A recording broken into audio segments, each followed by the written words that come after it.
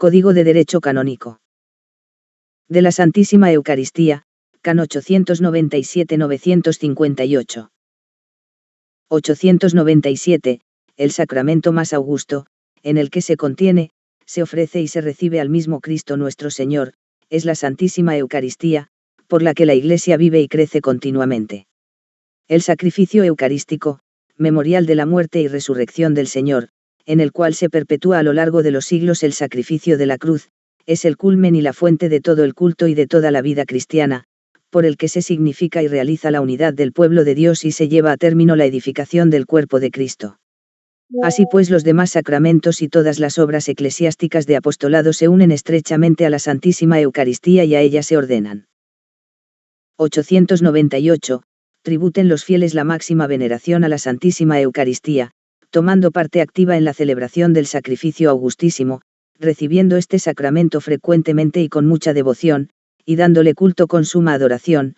Los pastores de almas, al exponer la doctrina sobre este sacramento, inculquen diligentemente a los fieles esta obligación. Capítulo I. De la celebración eucarística. 899, 1. La celebración eucarística es una acción del mismo Cristo y de la Iglesia, en la cual Cristo nuestro Señor, substancialmente presente bajo las especies del pan y del vino, por el ministerio del sacerdote, se ofrece a sí mismo a Dios Padre, y se da como alimento espiritual a los fieles unidos a su oblación. 2. En la asamblea eucarística, presidida por el obispo, o por un presbítero bajo su autoridad, que actúan personificando a Cristo, el pueblo de Dios se reúne en unidad, y todos los fieles que asisten, tanto clérigos como laicos, concurren tomando parte activa, cada uno según su modo propio, de acuerdo con la diversidad de órdenes y de funciones litúrgicas. 3. Ha de disponerse la celebración eucarística de manera que todos los que participen en ella perciban frutos abundantes, para cuya obtención Cristo nuestro Señor instituyó el sacrificio eucarístico. Art. 1. Del ministro de la Santísima Eucaristía. 901. Solo el sacerdote válidamente ordenado es ministro capaz de confeccionar el sacramento de la Eucaristía, actuando en la persona de Cristo. 2.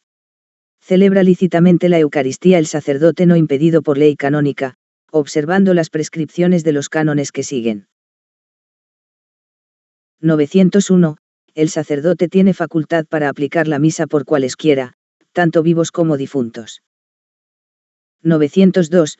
Pueden los sacerdotes concelebrar la Eucaristía, a no ser que la utilidad de los fieles requiera o aconseje otra cosa, permaneciendo, sin embargo, la libertad de cada uno para celebrar individualmente la Eucaristía, pero no mientras se está concelebrando en la misma iglesia o oratorio. 903. Aunque el rector de la iglesia no le conozca, admítase a celebrar al sacerdote con tal de que presente carta comendaticia de su ordinario o superior, dada al menos en el año, o pueda juzgarse prudentemente que nada le impide celebrar. 904. Los sacerdotes, teniendo siempre presente que en el misterio del sacrificio eucarístico se realiza continuamente la obra de la redención, deben celebrarlo frecuentemente, es más, se recomienda encarecidamente la celebración diaria, la cual, aunque no pueda tenerse con asistencia de fieles, es una acción de Cristo y de la Iglesia, en cuya realización los sacerdotes cumplen su principal ministerio. 905, 1. Exceptuados aquellos casos en que, según el derecho, se puede celebrar o concelebrar más de una vez la Eucaristía en el mismo día, no es lícito que el sacerdote celebre más de una vez al día. 2. Si hay escasez de sacerdotes, el ordinario del lugar puede conceder que, con causa justa, celebren 2 veces al día, e incluso, cuando lo exige una necesidad pastoral, 3 veces los domingos y fiestas de precepto. 906. Sin causa justa y razonable, no celebre el sacerdote el sacrificio eucarístico sin la participación por lo menos de algún fiel. 907. En la celebración eucarística, no se permite a los diáconos ni a los laicos decir las oraciones, sobre todo la plegaria eucarística, ni realizar aquellas acciones que son propias del sacerdote celebrante. 908. Está prohibido a los sacerdotes católicos concelebrar la Eucaristía con sacerdotes o ministros de iglesias o comunidades eclesiales que no están en comunión plena con la Iglesia católica. 909. no deje el sacerdote de prepararse debidamente con la oración para celebrar el sacrificio eucarístico, y dar gracias a Dios al terminar. 910, 1. Son ministros ordinarios de la Sagrada Comunión el obispo, el presbítero y el diácono. 2. Es ministro extraordinario de la Sagrada Comunión el acólito, o también otro fiel designado según él, C. 233. 911, 1. Tienen obligación y derecho a llevar la Santísima Eucaristía a los enfermos como viático, el párroco y los vicarios parroquiales, los capellanes y el superior de la comunidad en los institutos religiosos o sociedades de vida apostólica clericales respecto a todos los que están en la casa. 2. En caso de necesidad, o con licencia al menos presunta del párroco, capellano superior, a quien se debe informar después, debe hacerlo cualquier sacerdote u otro ministro de la Sagrada Comunión. Art. 2. De la participación en la Santísima Eucaristía. 912. Todo bautizado a quien el derecho no se lo prohíba, puede y debe ser admitido a la Sagrada Comunión. 913, 1. Para que pueda administrarse la Santísima Eucaristía a los niños, se requiere que tengan suficiente conocimiento y hayan recibido una preparación cuidadosa, de manera que entiendan el misterio de Cristo en la medida de su capacidad, y puedan recibir el cuerpo del Señor con fe y devoción. 2. Puede, sin embargo, administrarse la Santísima Eucaristía a los niños que se hallen en peligro de muerte, si son capaces de distinguir el cuerpo de Cristo del alimento común y de recibir la comunión con reverencia. 914. Los padres en primer lugar, y quienes hacen sus veces, así como también el párroco, tienen obligación de procurar que los niños que han llegado al uso de razón se preparen convenientemente y se nutran cuanto antes, previa confesión sacramental, con este alimento divino. Corresponde también al párroco vigilar para que no reciban la Santísima Eucaristía los niños que aún no hayan llegado al uso de razón, o a los que no juzgue suficientemente dispuestos. 915. No deben ser admitidos a la Sagrada Comunión los excomulgados y los que están en entredicho después de la imposición o declaración de la pena, y los que obstinadamente persistan en un manifiesto pecado grave. 916. Quien tenga conciencia de hallarse en pecado grave, no celebre la misa ni comulgue el cuerpo del Señor sin acudir antes a la confesión sacramental, a no ser que concurra un motivo grave y no haya oportunidad de confesarse, y en este caso, tenga presente que está obligado a hacer un acto de contrición perfecta, que incluye el propósito de confesarse cuanto antes. 917. Quien ya ha recibido la Santísima Eucaristía, puede recibirla otra vez el mismo día solamente dentro de la celebración eucarística en la que participe, quedando a salvo lo que prescribe el C. 921-2. 918. Se aconseja encarecidamente que los fieles reciban la Sagrada Comunión dentro de la celebración eucarística, sin embargo, cuando lo pidan con causa justa se les debe administrar la comunión fuera de la misa, observando los ritos litúrgicos. 919, 1. Quien vaya a recibir la Santísima Eucaristía, ha de abstenerse de tomar cualquier alimento y bebida al menos desde una hora antes de la Sagrada Comunión, a excepción solo del agua y de las medicinas. 2. El sacerdote que celebra la Santísima Eucaristía 2 o 3 veces el mismo día, puede tomar algo antes de la segunda o tercera misa, aunque no medie el tiempo de una hora. 3. Las personas de edad avanzada o enfermas, y asimismo quienes las cuidan, pueden recibir la Santísima Eucaristía aunque hayan tomado algo en la hora inmediatamente anterior. 920, 1. Todo fiel, después de la primera comunión, está obligado a comulgar por lo menos una vez al año. 2. Este precepto debe cumplirse durante el tiempo pascual, a no ser que por causa justa se cumpla en otro tiempo dentro del año. 921, 1. Se debe administrar el viático a los fieles que, por cualquier motivo, se hallen en peligro de muerte. 2.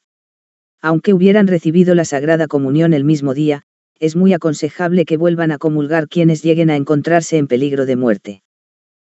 3. Mientras dure el peligro de muerte, es aconsejable administrar la comunión varias veces, en días distintos. 922. No debe retrasarse demasiado el viático a los enfermos, quienes ejercen la cura de almas han de vigilar diligentemente para que los enfermos lo reciban cuando tienen aún pleno uso de sus facultades. 923. los fieles pueden participar en el sacrificio eucarístico y recibir la Sagrada Comunión en cualquier rito católico, salvo lo prescrito en el C. 844. Art. 3. De los ritos y ceremonias de la celebración eucarística. 924, 1. El sacrosanto sacrificio eucarístico se debe ofrecer con pan y vino, al cual se ha de mezclar un poco de agua. 2. El pan ha de ser exclusivamente de trigo y hecho recientemente, de manera que no haya ningún peligro de corrupción. 3. El vino debe ser natural, del fruto de la vid, y no corrompido. 925.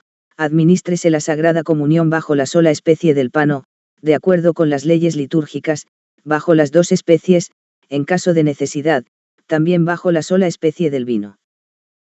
926. Según la antigua tradición de la Iglesia latina, el sacerdote, donde quiera que celebre la misa, debe hacerlo empleando panácimo.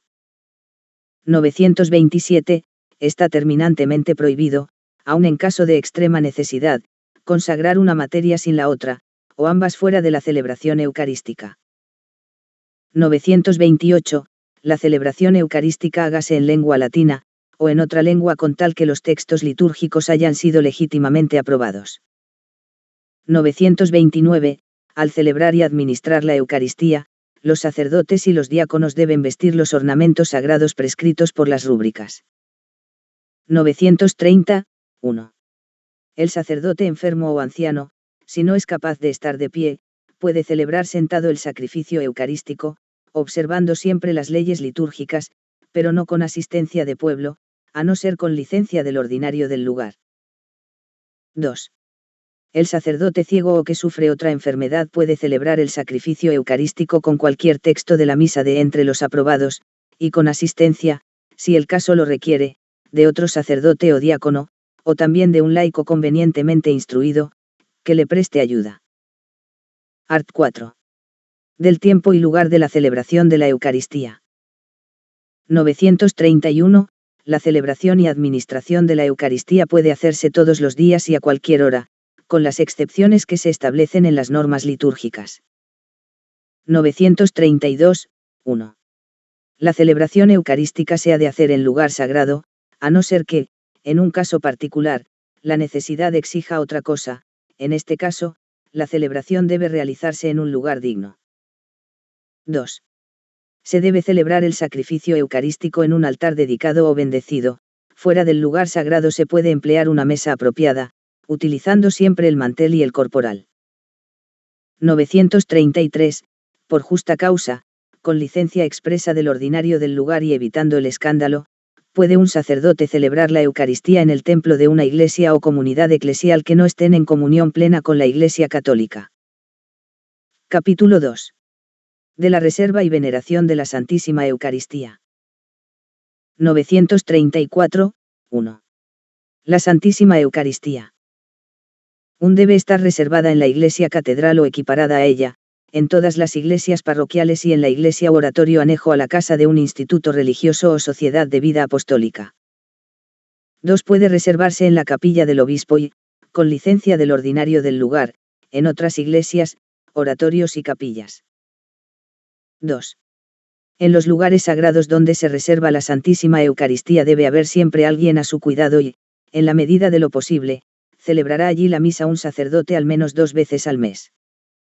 935. A nadie está permitido conservar en su casa la Santísima Eucaristía o llevarla consigo en los viajes, a no ser que lo exija una necesidad pastoral, y observando las prescripciones dictadas por el obispo diocesano. 936. En la casa de un instituto religioso o en otra casa piadosa, se debe reservar la Santísima Eucaristía solo en la iglesia o en el oratorio principal anejo a la casa, pero el ordinario, por causa justa, puede permitir que se reserve también en otro oratorio de la misma casa. 937. La iglesia en la que está reservada la Santísima Eucaristía debe quedar abierta a los fieles, por lo menos algunas horas al día, a no ser que obste una razón grave, para que puedan hacer oración ante el Santísimo Sacramento. 938, 1. Habitualmente, la Santísima Eucaristía estará reservada en un solo sagrario de la iglesia o oratorio. 2.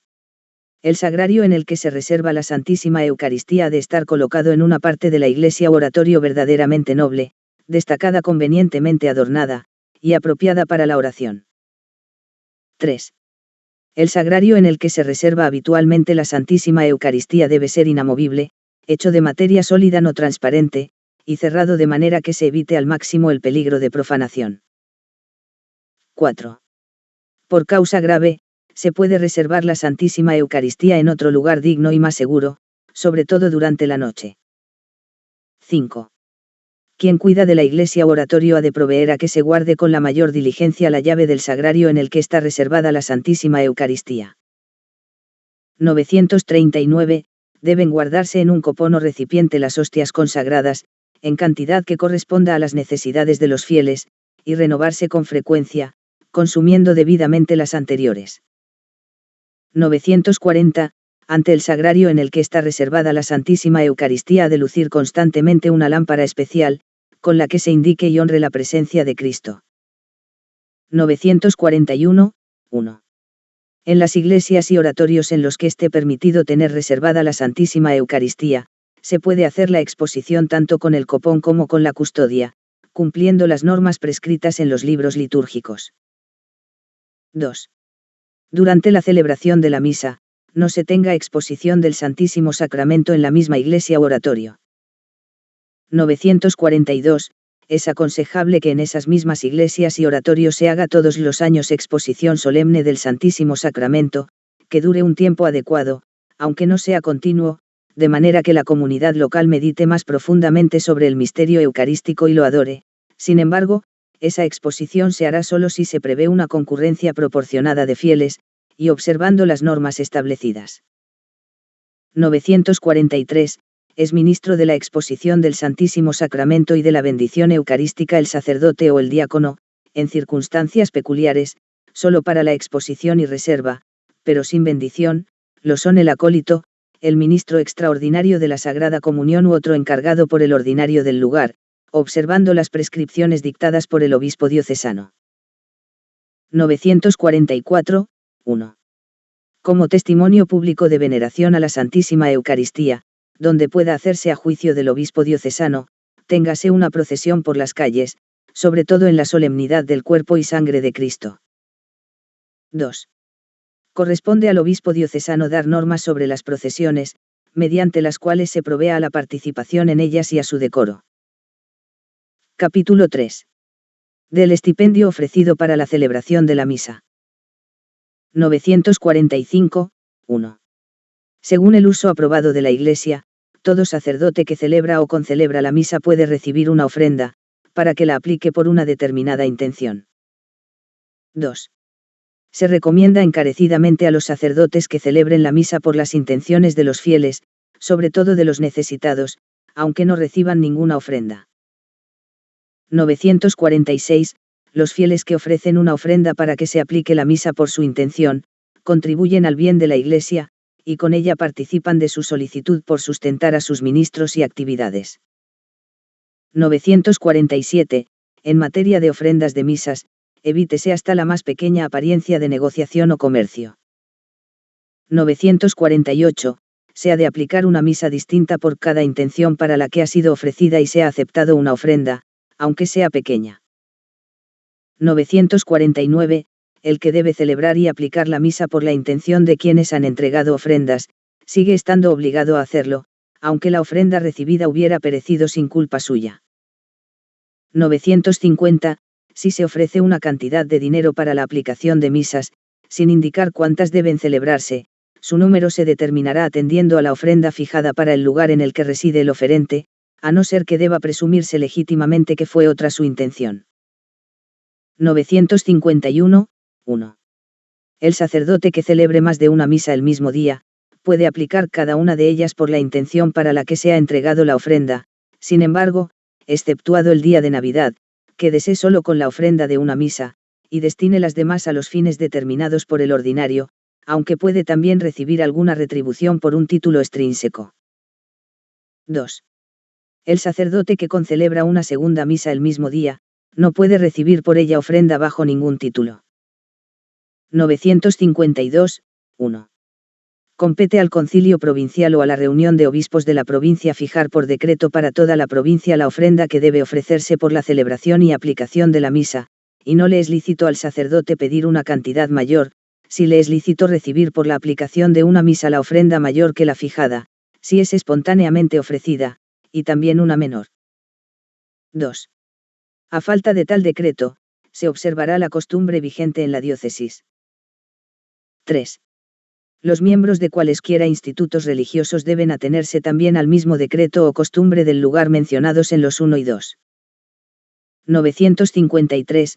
A nadie es lícito aceptar tantas ofrendas para celebrar misas personalmente, que no pueda satisfacerlas en el plazo de un año. 954. Si en algunas iglesias u oratorios se reciben encargos de misas por encima de las que allí pueden decirse, éstas puedan celebrarse en otro lugar, a no ser que los oferentes hubieran manifestado expresamente su voluntad contraria. 955.1. Quien desee encomendar a otros la celebración de misas que se han de aplicar, debe transmitirlas cuanto antes a sacerdotes de su preferencia con tal que le conste que son dignos de confianza, debe entregar íntegra la ofrenda recibida, a no ser que le conste con certeza que lo que excede por encima de lo establecido en la diócesis se le dio en consideración a su persona, y sigue teniendo la obligación de procurar que se celebren las misas, hasta que le conste tanto la aceptación de la obligación como la recepción de la ofrenda. 2. El tiempo dentro del cual deben celebrarse las misas comienza a partir del día en que el sacerdote que las va a celebrar recibió el encargo, a no ser que conste otra cosa. 3. Quienes transmitan a otros misas que han de ser celebradas, anoten sin demora en un libro, tanto las misas que recibieron, como las que han encargado a otros, anotando también sus ofrendas. 4. Todo sacerdote debe anotar cuidadosamente los encargos de misas recibidos y los ya satisfechos. 956. Todos y cada uno de los administradores de causas pías, o quienes de cualquier modo están obligados a cuidar de que se celebren misas, tanto clérigos como laicos, entregarán a sus ordinarios las cargas de misas que no se hubieran cumplido dentro del año, según el modo que haya sido determinado por estos. 957. La obligación y el derecho de vigilar para que se cumplan las cargas de misas corresponde al ordinario local para las iglesias del clero secular, y a sus superiores, para las iglesias de institutos religiosos o sociedades de vida apostólica. 958. 1. El párroco y el rector de una iglesia o de otro lugar piadoso, donde suelen recibirse ofrendas para la celebración de misas, han de tener un libro especial en el que tomarán diligentemente nota del número de misas que se han de celebrar, de la intención, de la ofrenda entregada y del cumplimiento del encargo. 2. El ordinario tiene obligación de revisar cada año esos libros, personalmente o por medio de otros.